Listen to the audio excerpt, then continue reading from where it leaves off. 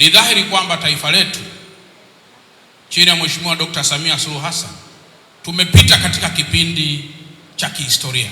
Miezi michache iliyopita taifa la Tanzania halijawahi kuexperience jambo lolote la namna hiyo. Kwa wale ambao mnaikumbuka historia, mwaka 1905 wakati wa vita ya Majimaji tuliyaona mauaji ya Waafrika wakiwa wanapinga ukoloni na wakiwa wanatamani kujitawala wenyewe. Lakini hiyo imenyamaza mpaka tulipokutana tena na tabia mpya kutoka Oktoba 29 mpaka 30. Baba mchungaji, neno chuki ameumbiwa mwanadamu. Baadhi ya watu wanashangaa wakati fulani kuiona chuki inaweza kuwepo serikalini.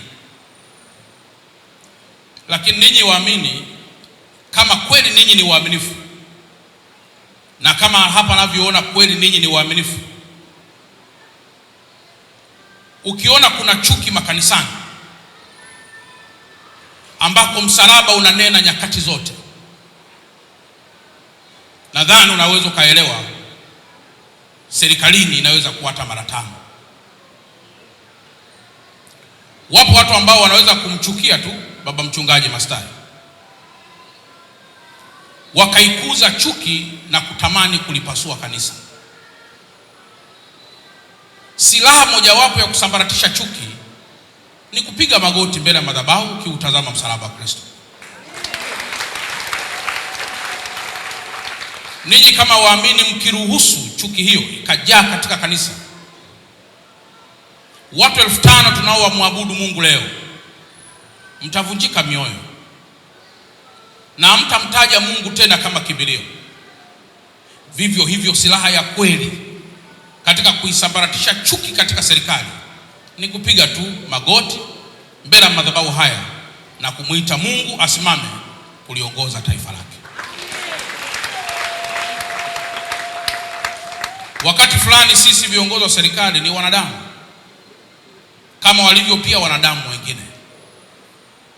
Tunaweza kuwa na makosa yoyote yale ambayo mwanadamu mwingine yoyote anakuwa nayo, na ndio maana huwa kuna maungamo aliyowekewa mwanadamu mbele ya wapaka mafuta ili uweze kujisahihisha na kurudi tena katika mstari ulionyooka.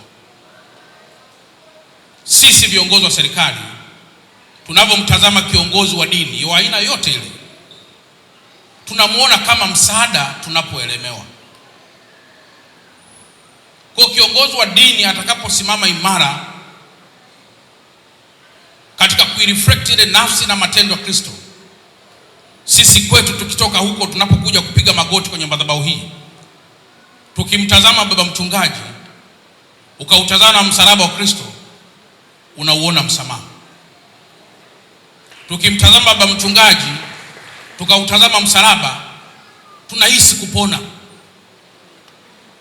Kwa ushauri wangu na nasaha zangu za leo, siku hii muhimu sana ya Christmas, tujitahidi kila saa kujinyenyekesha mbele ya Kristo ili amani ya taifa letu iendelee kuwa kielelezo katika ulimwengu. Kwa wale mlioshuhudia tarehe 29, mimi kwa bahati nzuri nilikuwa barabarani. Kuna wakati unapambana kama kiongozi, lakini unatamani sana damu ya Kristo iweze kusogea karibu, kwamba hiki nacho ni kitu gani.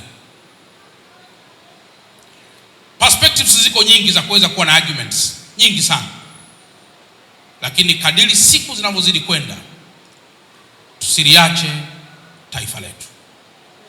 Wachungaji tuendelee kuomba, lakini na sisi tuwe waaminifu katika hayo maombi ili Mwenyezi Mungu aweze kuyapokea kama sala ya kweli tunapomuomba katika kila jambo linalotukabili. Mheshimiwa Rais wa Jamhuri ya Muungano wa Tanzania, ni shauku yake kwamba kila mmoja afanye vitu kwa uhuru.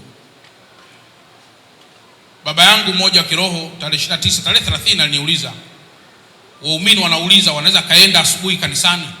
Nikamwambia kwa kweli bado sina uhakika. Ile manake nini? Amani inapotoweka vingi vinatoweka, na amani inapotoweka huwazi tena maendeleo, unakuna waza kuiponya nafsi yako. Kwa ndugu zangu, nimekuja hapa kuungana nanyi siku hii ya leo, lakini tukimshukuru na kumsifu Mungu kwa matendo yake makuu,